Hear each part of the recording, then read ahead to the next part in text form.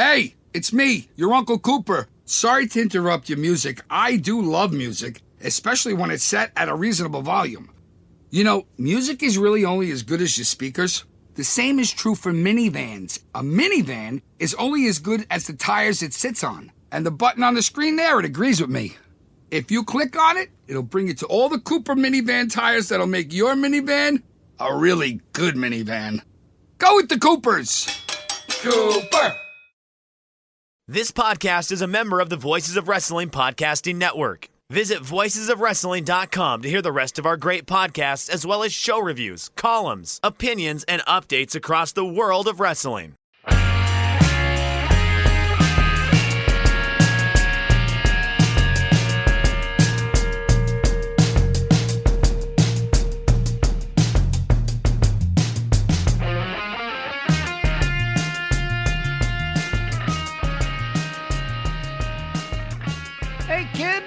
Like professional wrestling? We like professional wrestling too. This is Shake Them Ropes for the last week of September 2022. I am here. I am Jeff Hawkins. Also with me, as usual, Chris Novembrino. Breaking news as we go to air. The founder of New Japan Pro Wrestling, Antonio Inoki, has passed away.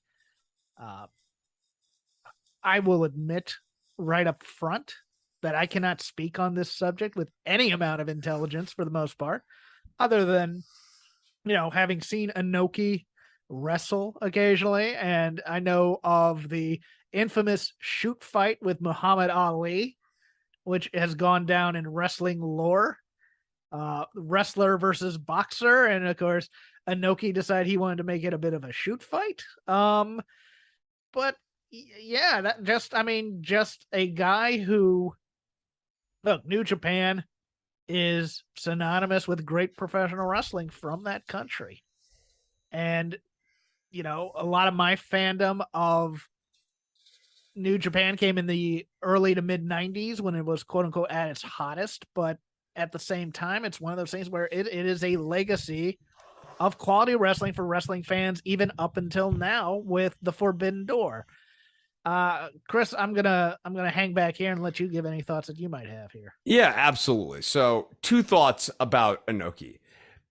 One is that for me, as weird as this might sound, I first realized his importance in the Japanese professional wrestling historical timeline when I got a copy of Virtual Pro Wrestling 2. And he and Jumbo Tsuruta are some of like the last people that you unlock on the game. And it's like, oh, okay, like Enoki, he's like this really important guy. And then like, obviously I that was a prompt for me to start like looking into who Antonio Inoki is. And there were a couple of key moments there. Like, I feel like everyone at some point sees Antonio Inoki getting the great Antonio in line. That is, of course, a notable moment of slap. Is that what that was? Yeah. When he straightens out Mr. Great Antonio. And then, okay, so like that was more of a guy wouldn't work and Antonio gets him in line. The one that really stands out to me in terms of like, I guess he's, in a weird way, like, I wouldn't say it's his greatest accomplishment, but for me personally, it is his greatest accomplishment because I'm like a #1 Vader fan all time, right? Is that Antonio Inoki really made Vader by doing the shock squash match of a legend. And I remember. Yeah, I mean, like, this is a very important match because like Enoki was so protected. He was like this like Hogan type figure in Japan, and Enoki loses in a not particularly competitive match to Big Van Vader at this point, and it is to the shock of that crowd, to the absolute shock of this crowd, that like a gaijin could come in and just like wreck their guy.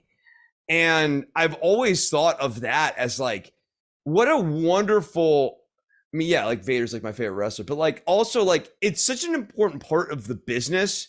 Like, it's not just what you do, it's what you like leave, like your legacy, like and making people on the backside of your career is as important as accolades on the front side of your career. Well, it's interesting because right now we're going through the Mudas farewell tour, and he has been accused in Noah of, for some reason he beat the biggest young and up and coming star. I don't remember his name, so don't get on me, Japanese wrestling fans. I'm sorry. I don't follow Noah, but I remember reading about this, and I can remember his name. I just can't say it right now because I can't. Was it Kenta Kiyomiya? Kiyomura, I think. Kiyomura, yeah. There you go. Thank you. Yeah. Yeah, and not laying down for him in what was going to be, I think, their last match, or at least one of their last matches, and you're just like, dude, what you do is you establish that legacy, you go away and you be a legend for a while, and you come back once, maybe twice, and you lose to the young kid. Yeah. I mean, it's one of the easiest stories on earth, and it means so much. And it's one of those weird things with just the sheer amount of wrestling that there is, that legends coming back don't matter anymore. Legends being in a match doesn't really matter anymore. And now everybody wants to see the legend win because they're so happy to see them. And so that doesn't matter anymore either. And it's one of those weird evolution type. Yeah, I'll go one step further, and like the smart part of the audience is just, I mean, like, one, there's a larger smart part of the audience now, right? Yes. Two, the smart part of the audience doesn't really think a whole lot about, like, who are you making on the way out? Like, it's just not a big demand for them right now. It becomes about how much money can you get on the way out, and what's that kind of thing as well. Because hey, I may not wrestle ever again. Right. And look, I mean, I far be it for us to ever begrudge the capitalism component of like make your money, bro. Make your money. Get like paid. you're putting your body on the line, get paid. Every morning my first tweet is good morning, get paid. Right. But yes. it's not the only thing in life either, right? Like, and it's certainly not the only thing in like wrestling. No, it's not, Hawkins. I believe it or not. I got nothing else. No, I many of us don't. Lord knows we're all hanging out by a career, thread. family, none of that. Just give me money. Money. I don't even have a career. I just need money at this point. Same. So no, but I do think, like, look, as reviewers of wrestling, I think it is important for the reviewer class of people to still think about who are you making on the way out. So it's like, as we're looking at like this most recent Muda run here, what's Muda making? I'm not like, obviously we're not going to grade him on the work rate, right? Like, but so like, and it's same like Flair. Like, what's Flair? Not that like we care a lot about Flair's like final run or whatever, but like Flair ain't making shit other than money. Right.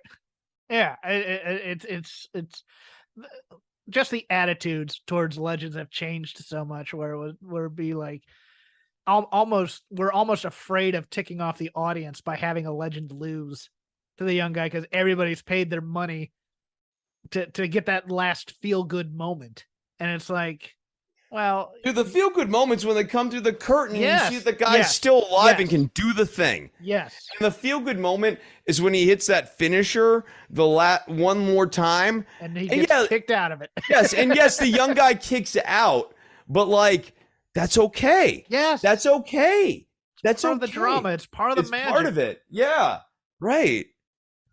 The old gunslinger must go into the sunset for the new gunslinger that you love.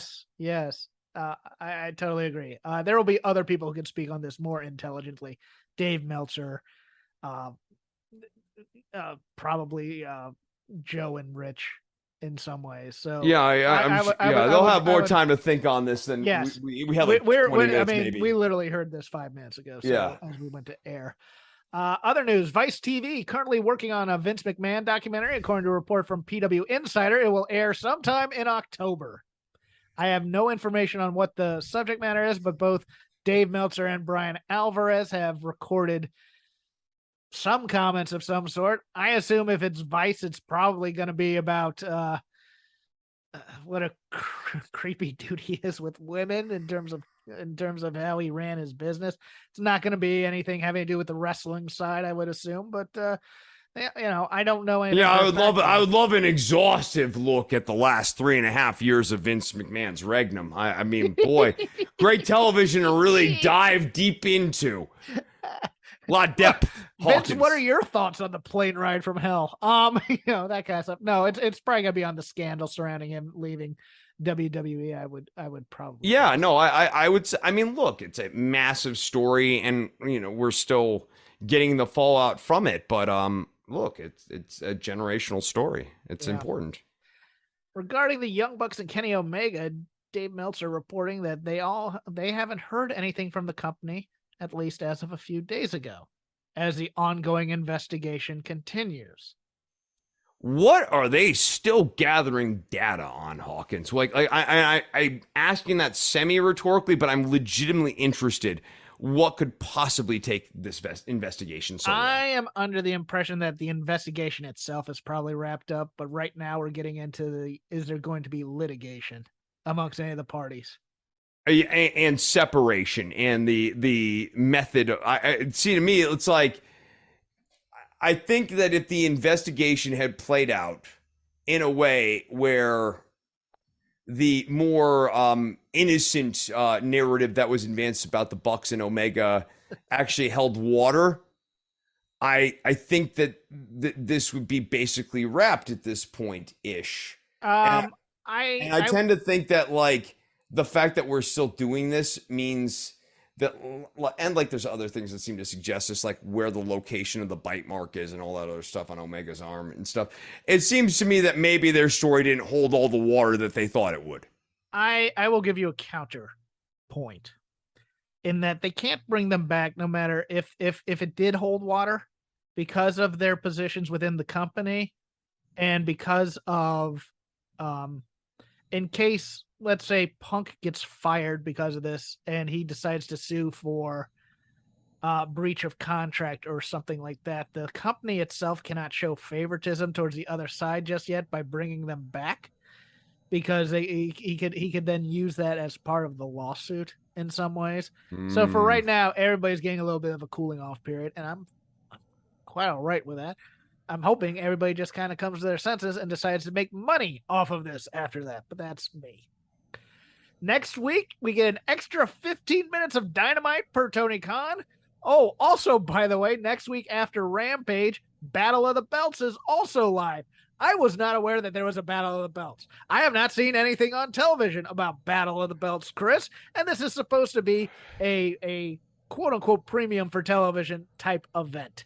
Wow, this is like literally the first I've heard about the Battle of the Belts thing. I mean, again, I get my information from what I see on the TV shows that I don't fast forward through or like am like stepping away from to get a drink.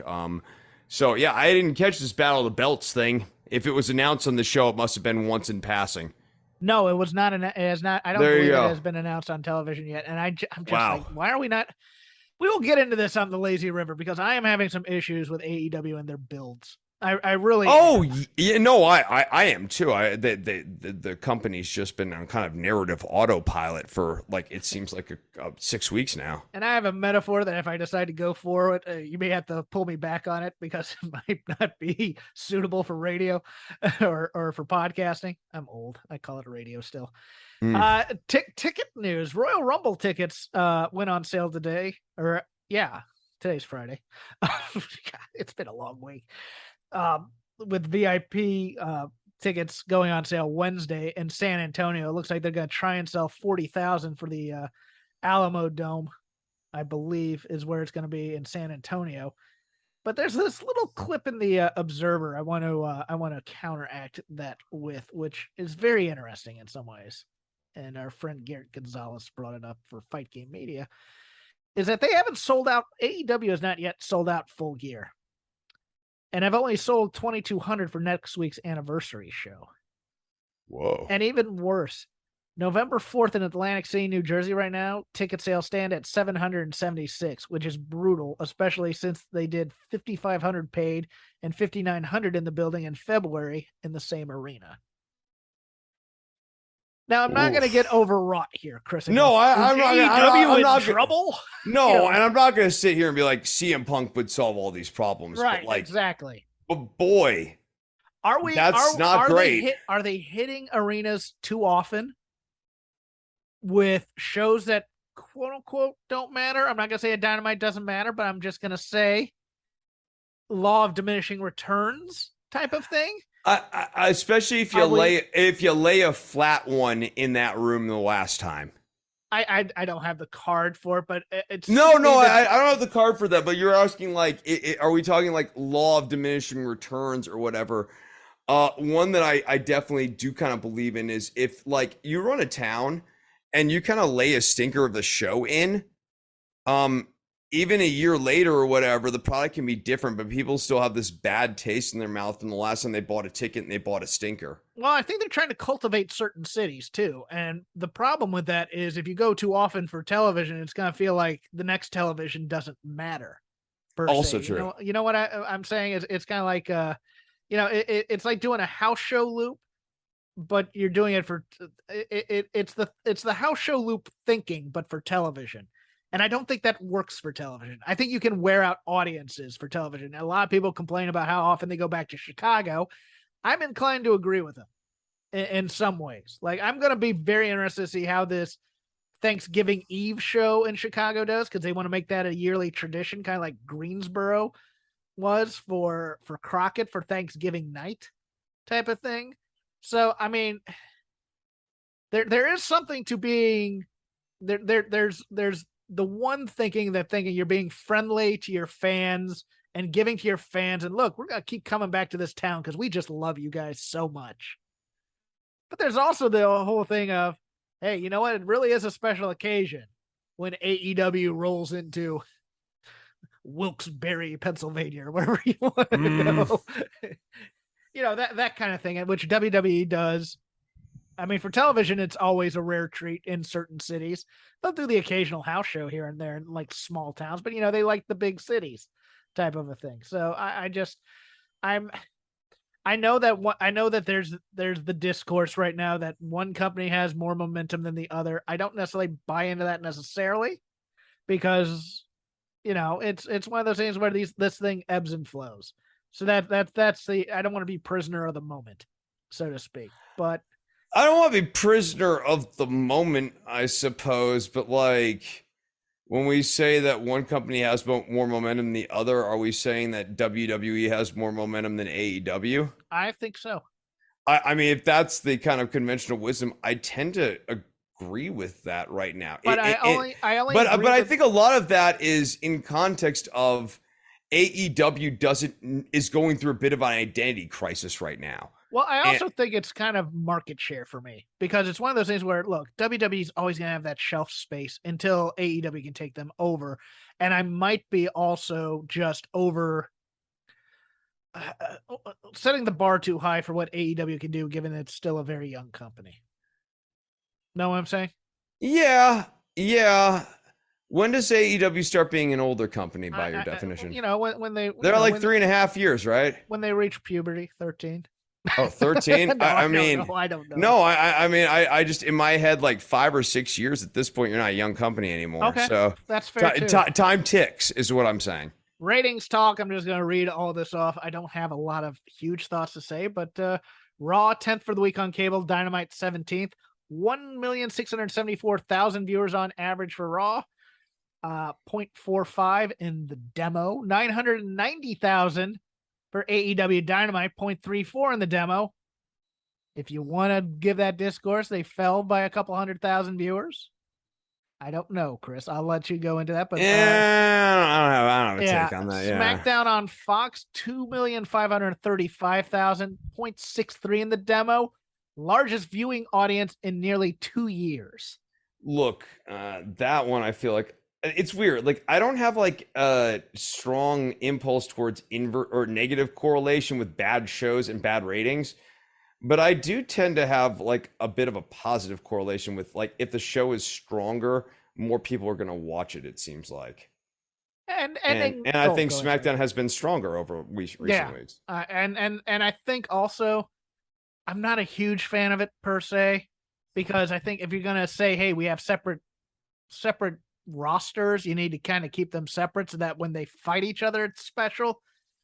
There's been a lot of crossover in between, both with Damage Control and the entire Bloodline story.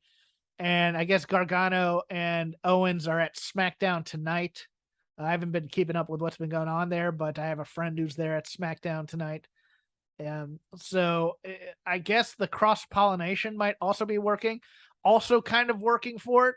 We'll get into this in the Lazy River, I think, but that whole White Rabbit stuff, I think it's, I don't know how much it's working, but it's at least gotten some buzz going. I would be very interested to see like advanced analysis that talks about like how much these links are being clicked on and like, but I think it's great, especially for like people who really are into this. It gives them something to dive into and sink their teeth into. Yeah. And more to do. Yeah. Right. Yeah. It's more to do. It's a second screen experience that I feel like is rewarding for the people who want to go down that path. It's interactive. It's basically the company interacting with fans as well in some way, as opposed to, hey, just sit here and we'll serve you gruel or whatever. But personnel moves. Roosh officially All Elite, signing a contract with them. Bandito, who we saw on Dynamite, has been offered a full-time job in AEW as well. And returning, as we saw on Raw this week, Candice LeRae in WWE on the main roster, which I never thought would happen after she would be kept down in NXT for that long. I thought she had passed her time. I thought she was perfect maybe about 15 years ago or so. But any thoughts on those three that we can also bring up? I think Candice is a nice addition to the Raw roster, and I'm glad to see her get that call. Yeah. Did not realize she was 37. Good for her. I'm, because in the past, WWE would look at that number and go, pass. Not enough time. But look, she is a great talent. She's a great presence on wrestling television. I like her a lot. Roosh getting a big deal in AEW is interesting to me. I overall like his work, but it's also one of those things where it's like he's gonna pick his spots. Yeah, there's good Roosh and bad Roosh. There's good Roosh and bad Roosh a lot. I will also be interested to see what Bandito is going to do, because Bandito, formerly part of the Ring of Honor roster, was a fairly hot commodity out there on in terms of free agent signing, speculation, and then kind of cooled off. So we will see about that. I'm going to talk a little bit more about Bandito when we get to the Lazy River, which we'll do now because we have no sponsor this week. So the Lazy River of wrestling criticism, whatever we watched, whatever comes to mind, classic, modern, future even, wrestling we'll talk about here, because there's so much wrestling to watch within the week. Not any one person can watch it all, although it feels like sometimes Chris and I try. So, Chris, I will hand it off to you for our first random topic here. Sure. The Jericho Appreciation Society is what I call the DudLine. It's like a boring version of the Bloodline, comprised of people who could never actually carry. Oh, that is so fantastic. Yeah, and it's just more boring every week. You can put stupid suits on everybody. You can bring out pizza. You can bring out Luigi Primo. But this thing has been spiraling around the same drain for weeks now. And that's the sad part of it, because I like the individual parts of this, even the ones that aren't, the most over people in the world. Like I have a weird fascination watching Anna Jay try and act, which is kind of weird. I like Jake Hager. I know a lot of people don't. I love 2.0 because they're always game for whatever. I like Daniel Garcia, and I like Guevara and Ty and that stupid making out thing. I think it's funny. I kind of like Jericho, but yeah, this feels like it's just hitting the bit as opposed to doing any real character development here.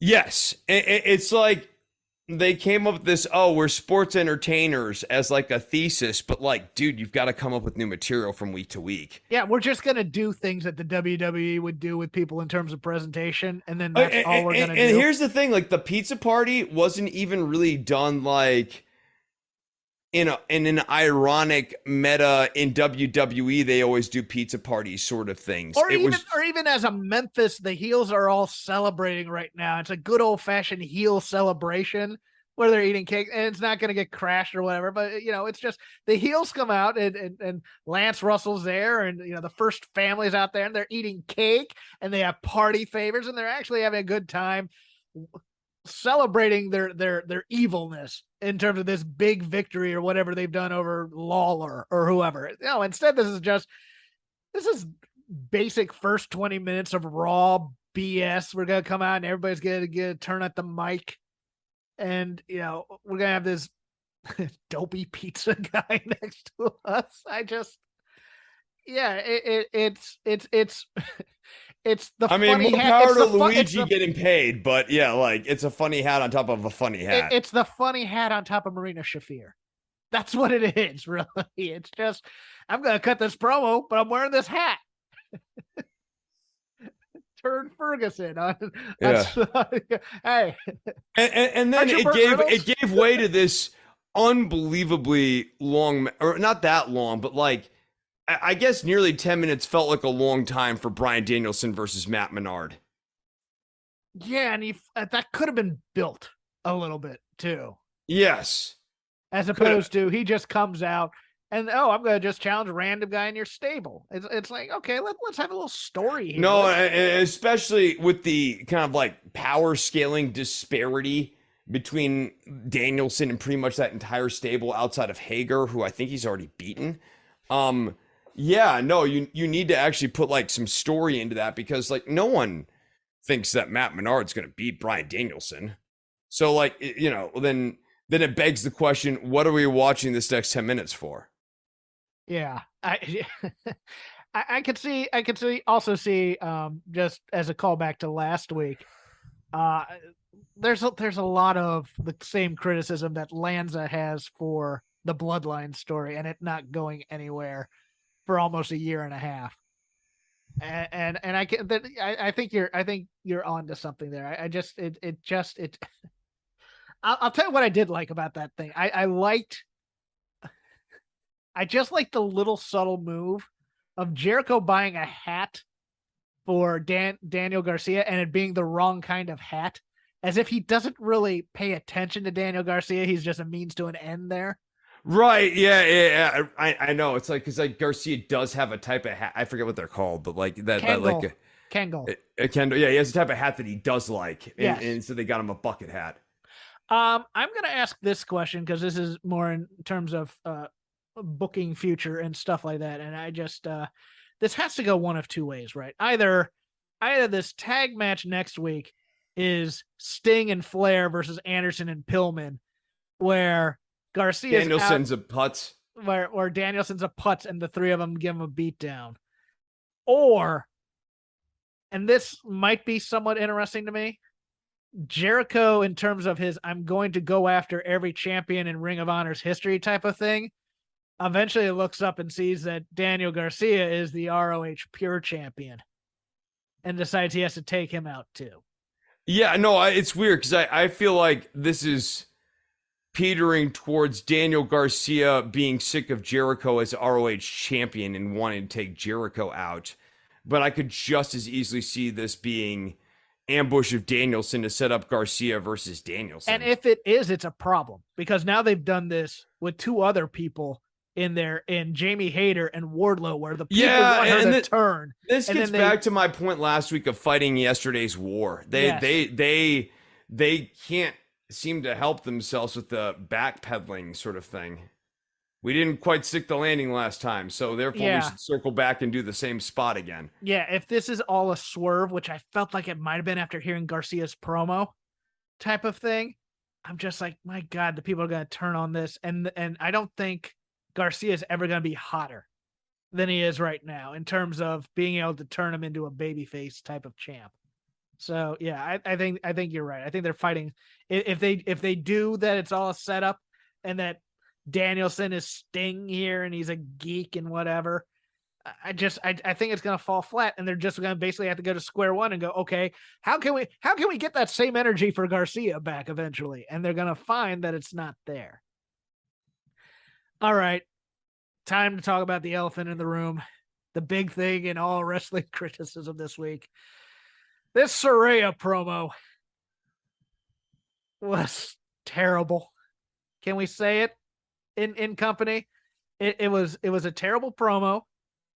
It sent so many mixed messages about what the point of Saraya is in AEW, to the point where I think that also contributed to it undermining its purpose. And even its purpose, I think, wasn't very good, because this felt like something drawn up in a marketing boardroom where it's like, all right, we're going to use her because she may not be ready yet to get back in the ring, but we're going to use her to elevate the entire division. So what she's going to do, instead of coming out there and really making her a strong character, talking about why she's there and what she wants to do, which we'll get into a little bit later, because I think people are really kind of overvaluing that part of the promo. She decides to bring out the entire women's division out there to stand while she tries to put them over, and it doesn't work. And she's like, bring out the women's division. She didn't even get through more than like one person. Yes. I mean, like, the worst part about this is that it was this like cursory level thing, and she was putting over interim champion Tony Storm as the greatest champion in the company. And if you can't, based off of my summary of that sentence, realize the problem with the tone there, I can't help you. I'm sorry, you're out of touch. It was very TNA thinking. Yeah. Back in the day. And there's a certain disconnect there when you do these types of promos where it's just like they're all standing there and hey, these people can't speak for themselves, but they're all really good and you people should like them. That just will not get them over at any point. And when you say I'm bringing out the women's division and the heels all stay back,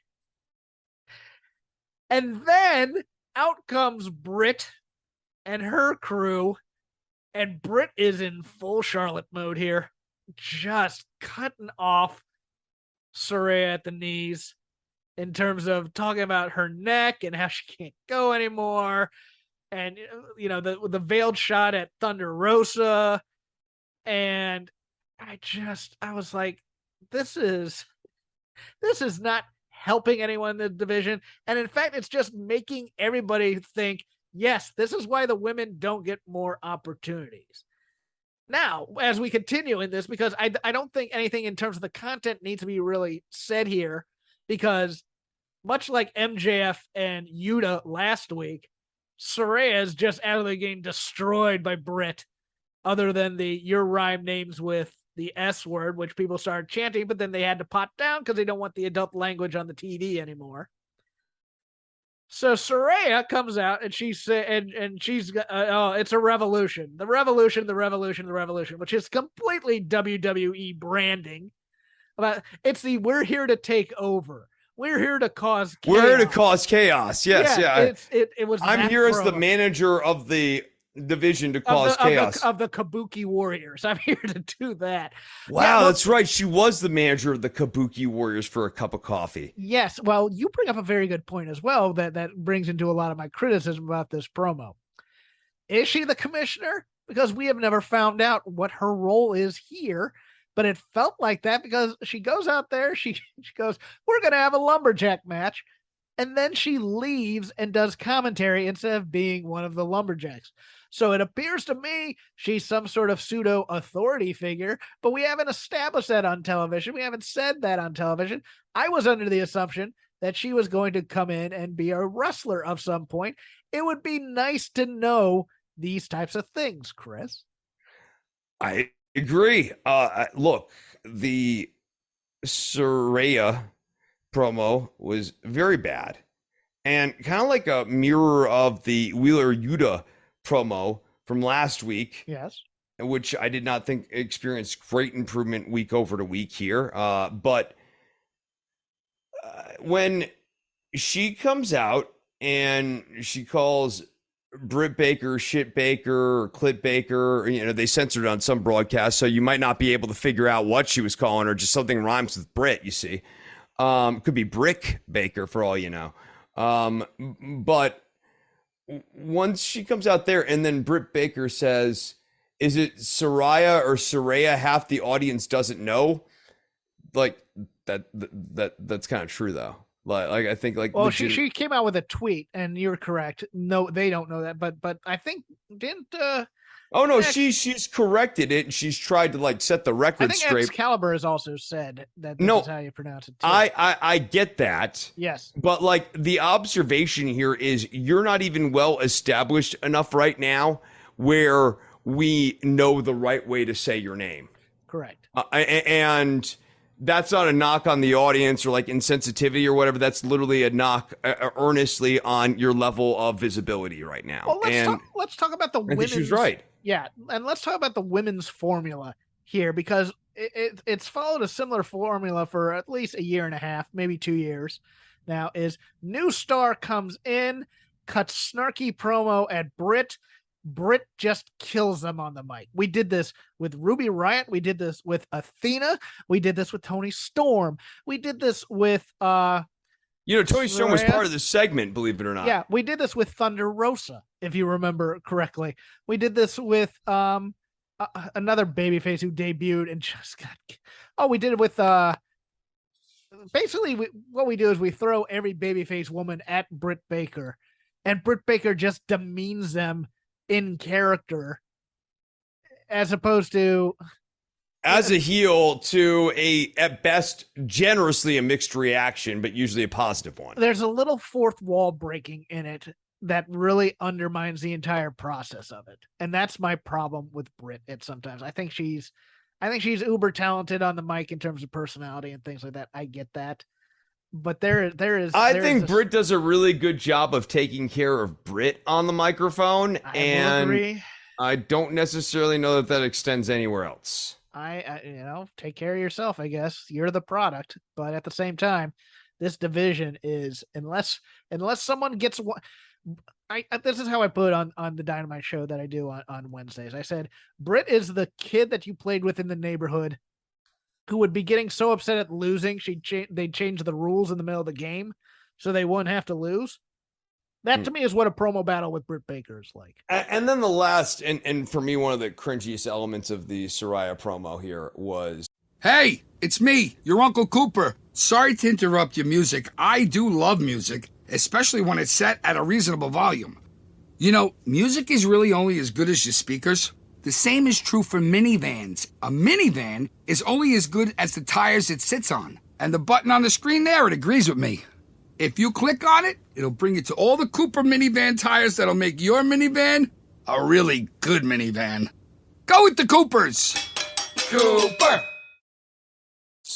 Or Saraya promo here was the constant putting over of Tony Khan, the visionary. Yes. Oh, it's so nice to have a good boss because Tony is a good boss.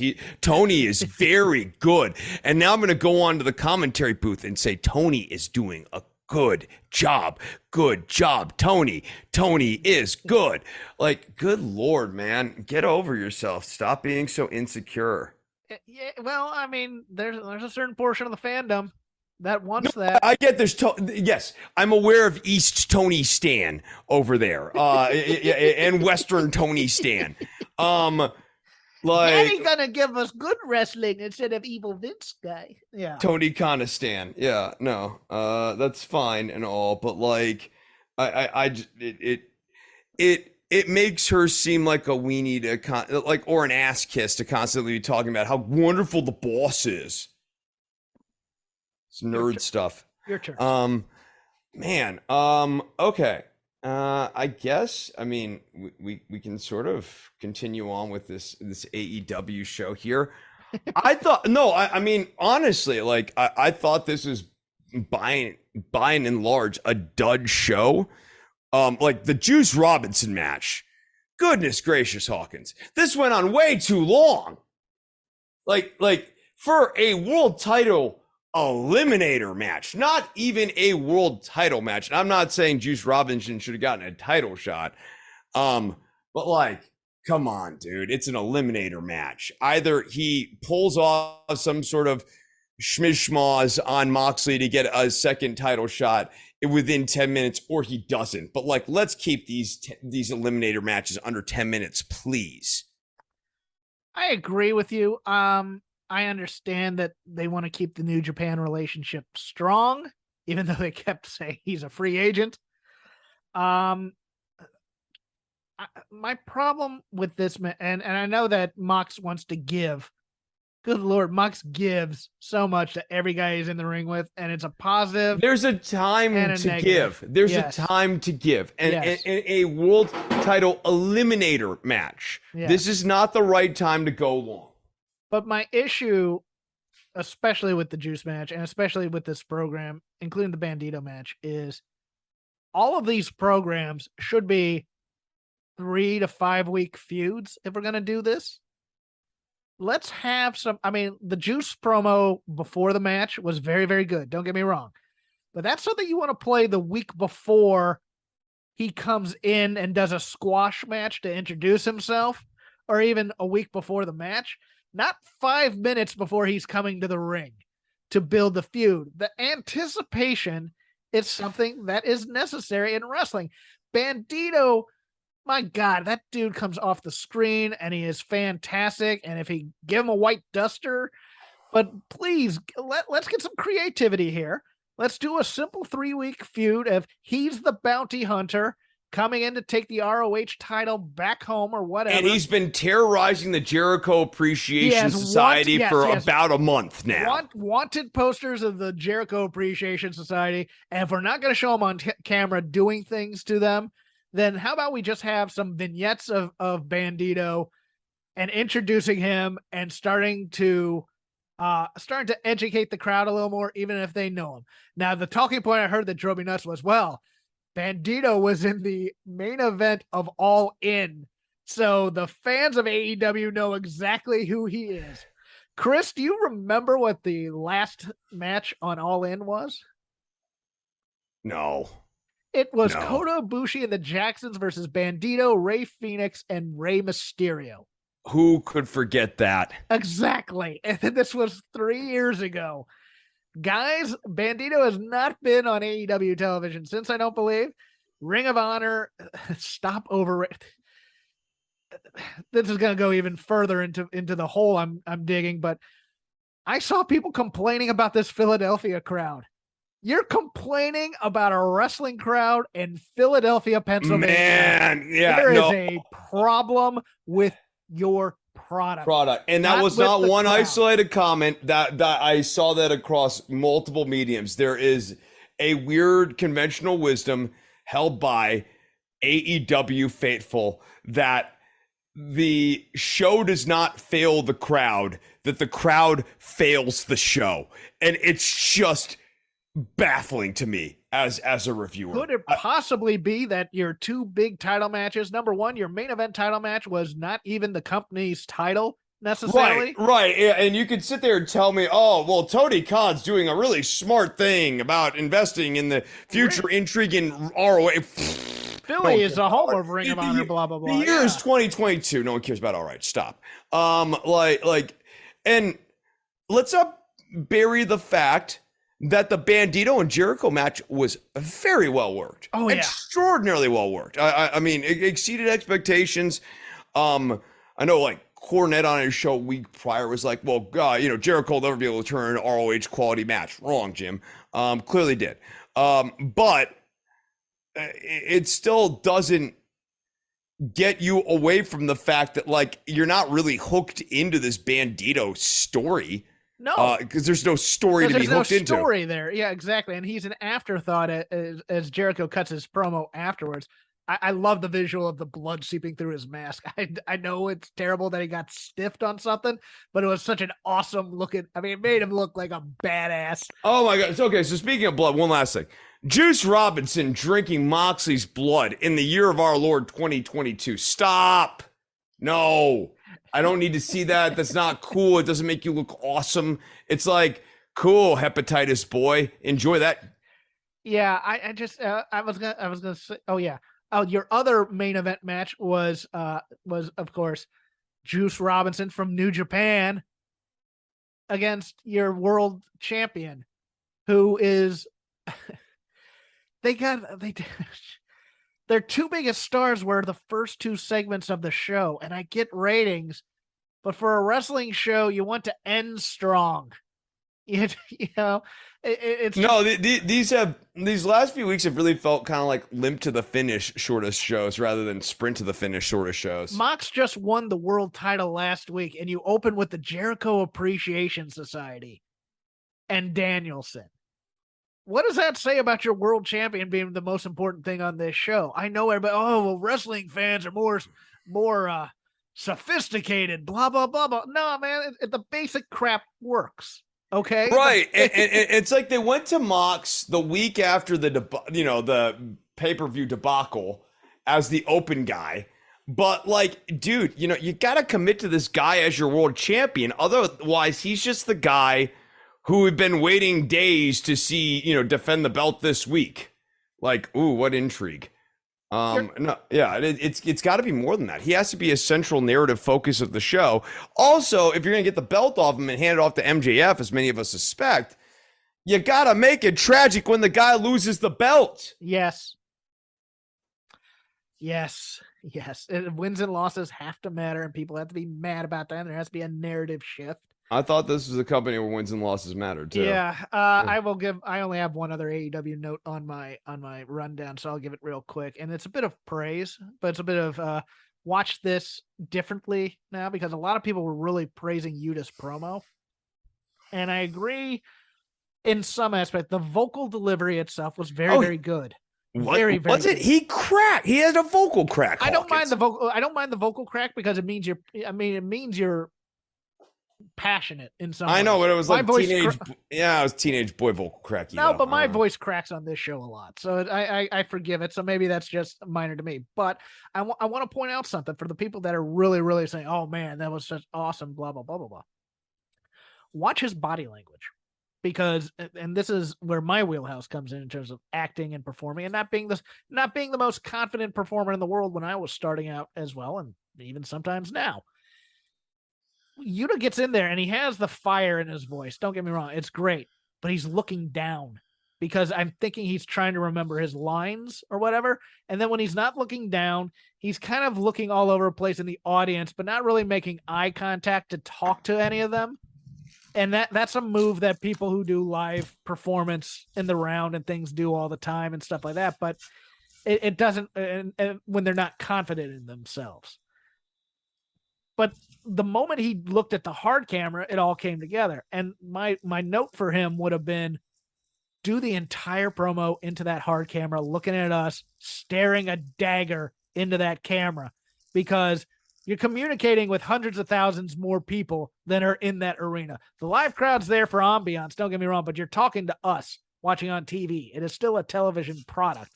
And if you want to make it come off better, stop this. I need to connect with the crowd in some way. You connect with the crowd in your matches. You connect with us at home in your promos. And I was like, look at him. He's sounding fiery, but he's looking down at the ground. And so I'm just looking at him going, he has no faith right now. He's trying to remember words, or he's nervous or something like that. And that might be the this man needs help and guidance on this front. Like I'm with you. I think you kind of nailed the thing that's really missing here, is that like for 2 weeks now, Yuta has come out and tried to work the crowd to work the TV, and he needs to work the TV to work the crowd. Yes. I don't know that he can do that, but that's definitely a big process step that has been missing. Your turn, sir.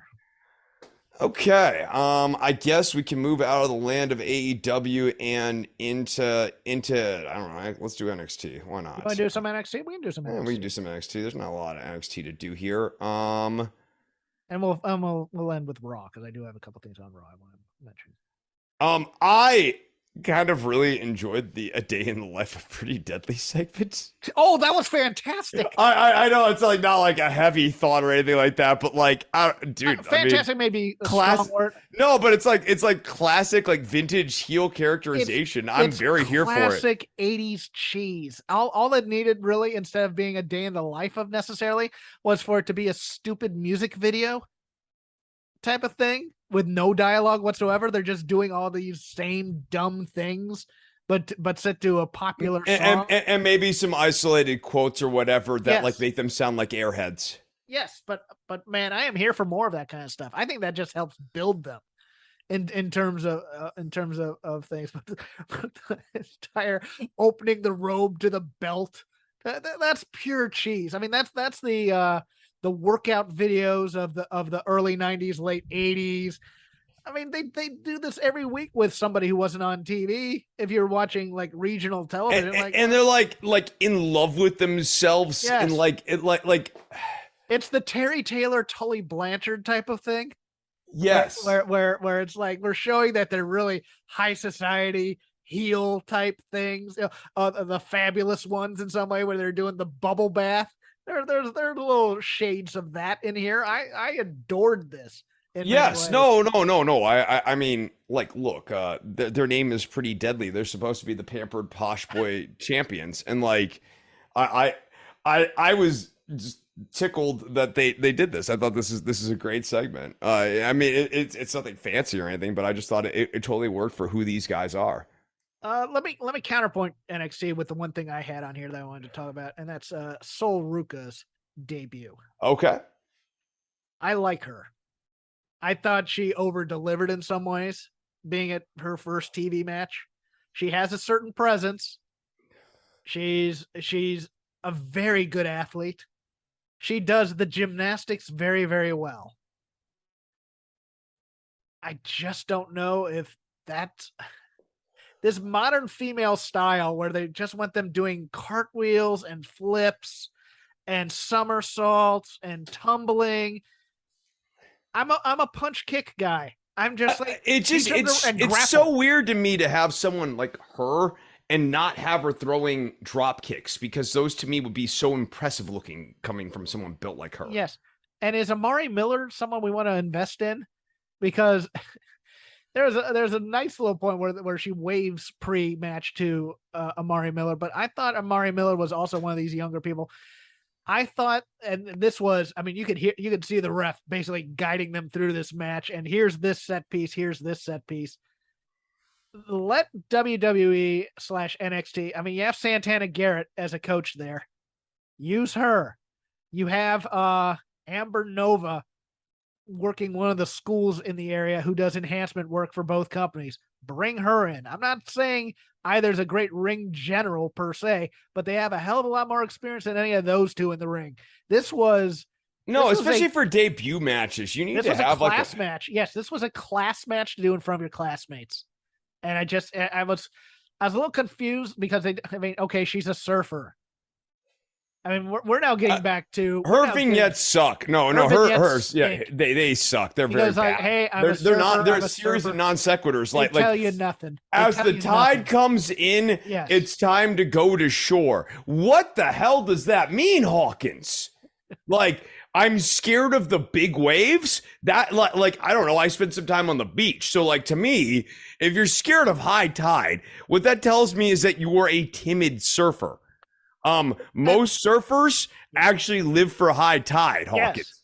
Come on. Has anybody here seen Point Break, for God's sake?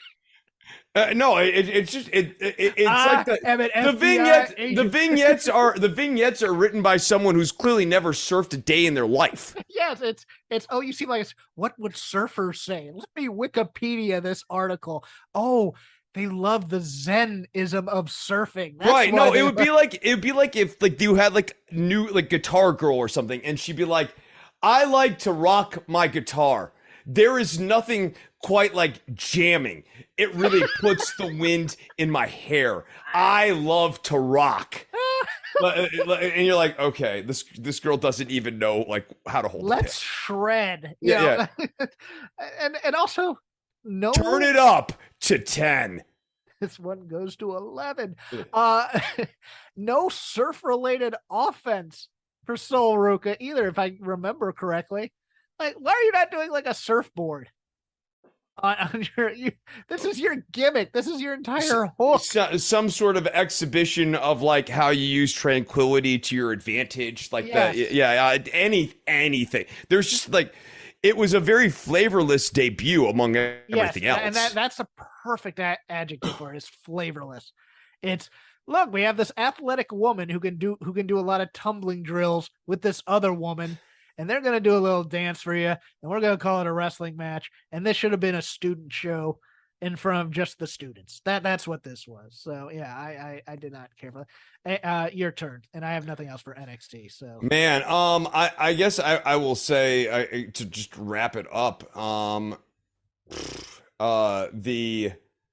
the main event here, the Gallus versus the two guys, the finish of that was just like they flipped it from Gallus just like whooping up on these guys. They real quickly hit the glasses over Gallus's head, and then that's the end of the match. It was not an intriguing or engaging match. It was not good so much as it was long.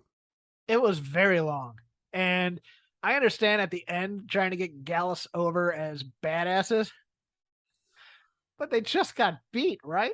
And in a clownish way too. Like, you can't have Mark Coffey like upside down in a trash can and stand himself back up and like spaghetti legs himself and then try to make him look like a badass afterwards. And then send a SWAT team after them. Right? Yeah. You're you're swatting spaghetti legs. Yeah. Come on now. It's like, really? Think you brought enough guys? You know, that kind of thing. You're just watching going, this is an overreaction to try and make up for the fact that they just made them look weak against I want to call him Buchanan, but that's his dad, Bull Buchanan. I forgot their names. Briggs and Jensen. Thank you. Now I'm gonna go to Raw. And this was something I mentioned last week after we went off air that we forgot to talk about. I don't know if it worked as well this week, but overall, this Dexter Lumis thing is getting over with this crowd. Oh yeah, no, I agree, and I actually think the Miz squadron getting annihilated. I mean, like that. Look, that's good. That's a good Miz segment to me. And I think it kind of goes to, I know the priorities between the two companies, and it's very weird because they both have their weaknesses. Like WWE is almost all foreplay, and they never really get to good action there after. No, for sure. You'll occasionally get a banger with like Imperium or something like that, but they never really heat up the feud. They never, it's like, and if it's foreplay, it's nothing but like kissing. There's no heavy petting. It never escalates to anything really. It's just, you do a little heavy petting for a while and then you leave and you go to another person, you do heavy petting type of a thing. Whereas AEW, to continue this terrible metaphor that I teased earlier, two pump chump. That's what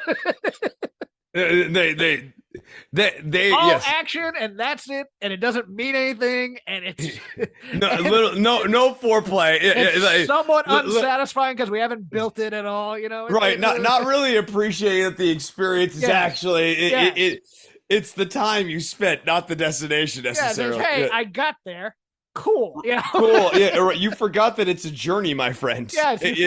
You forget that there needs to be like some service to somebody else in here, and that's the worst metaphor I'll ever do. But no, like I mean, like look, say, Dexter Lumis can't wrestle. I'm like, how much does he need to do really? He just and like the whole thing, the genius of Miz to me as a character is he's a heel who you always want to see bad things happen to. You never want to, you never feel bad for him.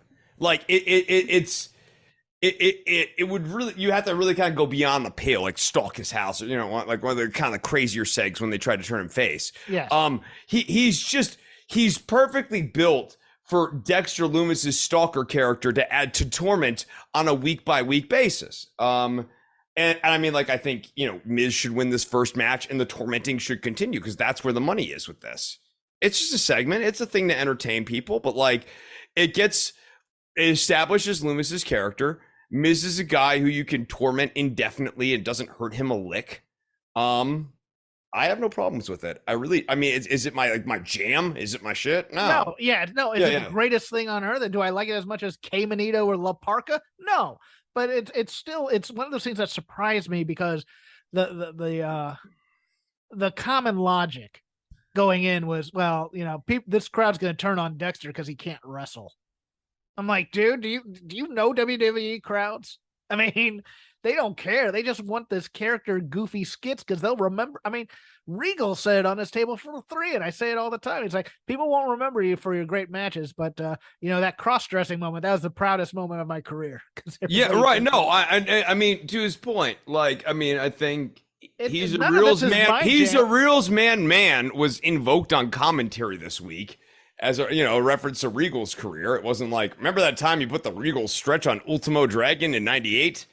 And I hate WWE because I just want hot feuds and they never build. So don't think I'm being an apologist here, but I'm going to sandwich a negative with the positive here. And this is going to be tough for me, Chris, because I have to criticize Aunt Pam. I love me some Bailey. You know this. Mm-hmm. I love me this Damage Control stable. This feud with Bianca and the baby faces, we've never really been told why Damage Control is there. It goes into we're taking over. Yeah, well, they want to damage things and they want to control them. They allude to being looked over when they were down in NXT, and I think they need to go harder on that. And I think that would be good for fiery promos here, but they never quite get there. See my foreplay analogy earlier? That they allude to it, but it's just in service of getting to, and now we're going to see Bianca and Io fight for 7 minutes and do, a fun match, but a match that really doesn't mean anything. It just also seems to me that a group that calls themselves Damage Control really does have sort of a green light to do more damage control during matches in the form of interference. Like it's consistent with I know people don't like interference in their wrestling because it's a sport and all, right? But like, let's suppose it's a TV show with characters. This faction is like essentially named after like the premise of interference, that you do damage control when like things are getting out of hand. You send in damage control to contain the situation. I feel like even in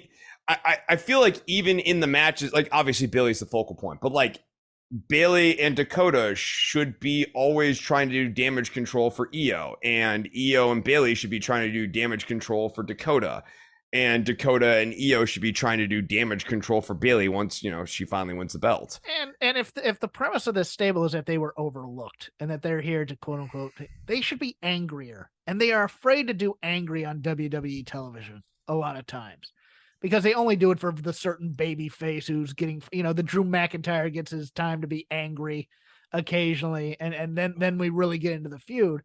But it's an easy talk track, right? Like for too long we were looked over. It's a new day here in WWE. There's new day, but we're not getting our opportunities. So we're going to make them and we're going to take them. Well, yeah. And be bitter and angry and let that fuel you, as opposed to coming out here and doing, look, I loved the Ding Dong Hello character. I don't want Bailey in this iteration necessarily being Seth Rollins again. I want her to be kind of, hey, I was off all this time, and if you're going to bring that up, I'm going to get angry about it, or instead of just trying to, okay, no, be angry, bring it up. Get mad at Bianca for being able to main event WrestleMania while you were gone. Those types of things. I mean, that's what builds feuds. And instead it's just, we're here. I'm driving on a golf cart. And now one of my flunkies is going to fight the main person over there and lose to set up I get to do a finisher on her and then talk to her on the mic. I mean, it's the formula, and it also goes to the criticisms of it, but it's just one of those things where it's, again, if you want the TV to be better, you got to kind of make the characters stronger, as opposed to thinking of plot points necessarily, because plot will come. Right. No, and plot tends to come from good characters. Good characters tend to naturally lend themselves to easy plots, because you just know how person A would think about a thing, how person B would think about a thing. Yes. And you just anticipate natural friction from there. It's the whole point of doing gimmicks in wrestling, is to give people who wouldn't ordinarily have strong characters. So yeah. I have one more thing, but do it. No, do it. Anything else? I am. There's a lot. Look, I love Bailey. I love Asuka. I love Dakota. I love Io. I love Bianca. I love the women. The women's division is great, and I think Bailey and her crew being back have made it hotter. But damn, if the men's division hasn't gotten an injection of fun with Gargano and Owens doing the Panda Express gimmick again. And how about good TV match Rey Mysterio kind of sneaking up here? Like, I get that we make fun of Mysterio Science Theater 3000. Oh, I skipped over that promo, but no, the promo, but like Mysterio consistently at an advanced age has continued to turn in really good TV matches. Like, they're entertaining. Like that Balor match was a lot of fun too. The Balor match was a lot of fun, and look, the Balor AJ story is a lot better than people are giving credit for. I agree. I love the whole. Look, I'm not going to turn on you just yet. You're my friend. I'm going to keep trying, but know that I can kick your ass at any time. That kind of thing. I think that's fun. They teased it the first time where he didn't punch him or anything. He just goes, okay, just think about it for next week after being rejected. This week he threatens him with ending his career. I could have done that, but I don't want to because I want you to join us type of a thing. I think Rhea has hit her stride on this, and you talked about this last week. And hey, Sammy and Solo Sikoa. How fantastic was this? Where Sammy gets a big win through interference, and it's not because one of them is trying to necessarily save the guy, but it's because, hey, I may like the guy kind of a thing. Sammy and this bloodline story continues to, at least Sammy's involvement in the bloodline and him making a friend with the quote unquote enforcer of the bloodline. It's the buddy cop movie I didn't think I wanted, but I kind of need now. I did not expect myself to ever get back into the bloodline storyline, but damn if they haven't kind of sucked me back in a little bit with this Sami Zayn and Solo Sikoa injection. It's interesting. I want to see where this story goes. There's no sort of higher compliment I can pay to TV writing than okay, let's see what the next chapter is. I'm in on this. I'm in for a penny, in for a pound. Yeah, and I think we brought up last week. I would love for this to defy expectations, except to be the straight ahead. All these guys are really just clowning Sammy type of thing. I would love Sammy to be the hero for the bloodline in the war games.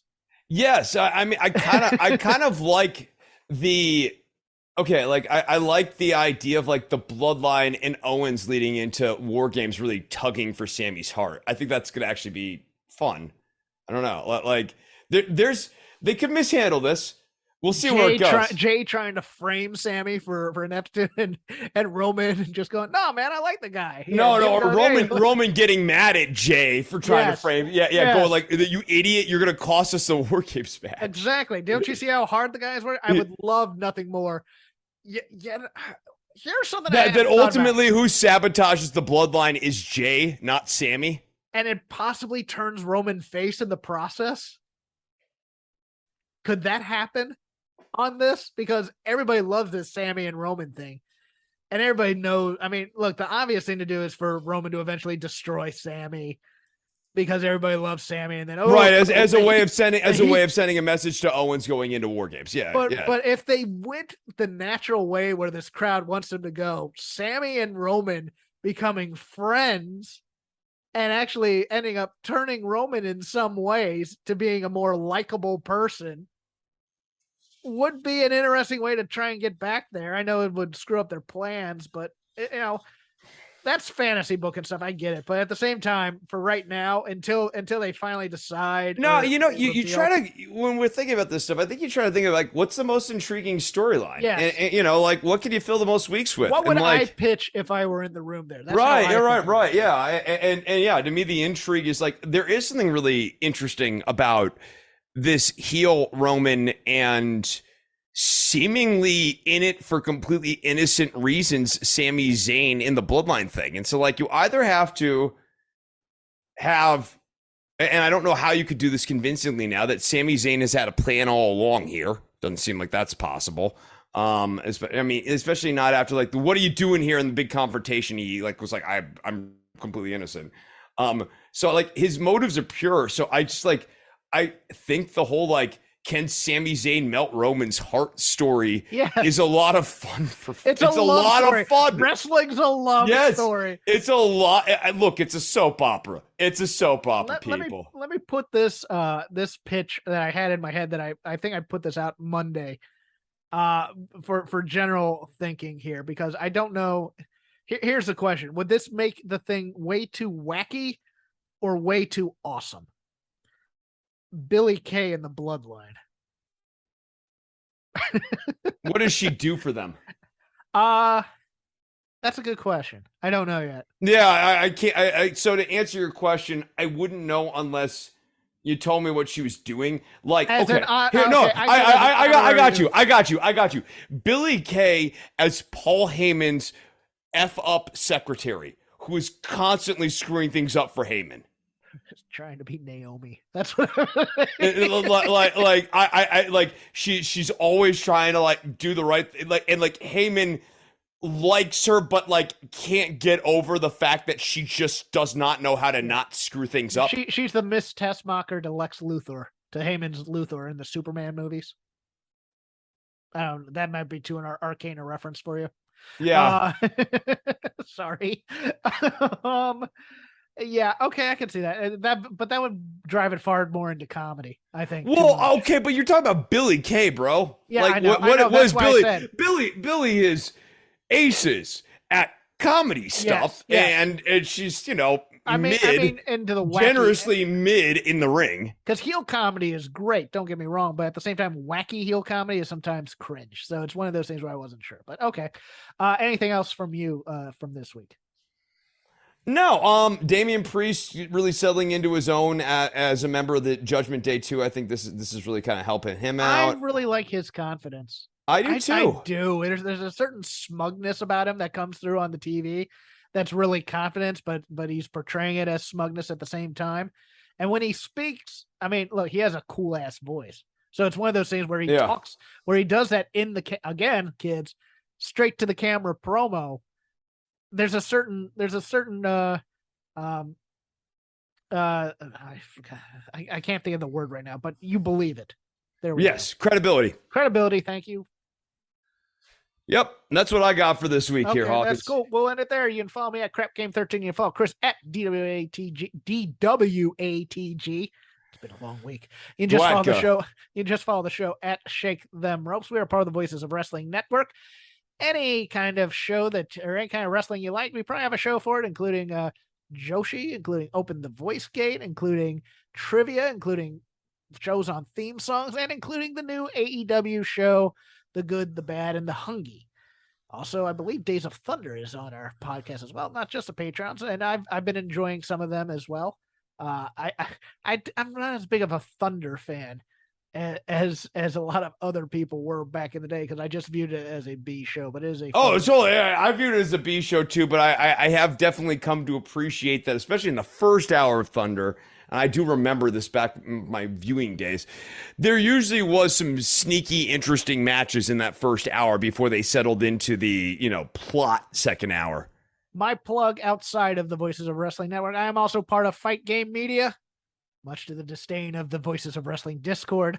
But you can follow us at patreon.com/fightgamemedia for $5 a month. You'll get my premium show, along with a lot of other shows about a lot of other different stateside wrestling for the most part.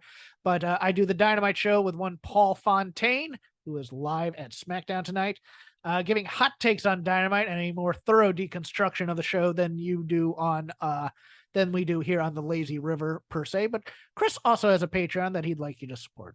Yeah, don't worry about the government has a Patreon that you can find over at patreon.com/DWATG. $1 a show is all I ask. I'm putting out like one show a month. So like literally if you want to support my show for $1 a month, that would be cool. Are you enjoying this? Well, think about it. Go to patreon.com/DWH. Do you want an answer from me? Or not? No, well, Hawkins, you endure this every week That's true. and then plead for me to come back the next week. It's weird. It's like, oh, that's horrible. Will you be back next week? It's a strange setup we have. But if you want to support my works on air, patreon.com/DWATG. It gives me $1 a show every time I put out Don't Worry, which is once a month. So $1 if y'all like what I do here. Hey, it's me, your Uncle Cooper. Sorry to interrupt your music. I do love music, especially when it's set at a reasonable volume. You know, music is really only as good as your speakers. The same is true for minivans. A minivan is only as good as the tires it sits on. And the button on the screen there, it agrees with me. If you click on it, it'll bring you to all the Cooper minivan tires that'll make your minivan a really good minivan. Go with the Coopers! Cooper!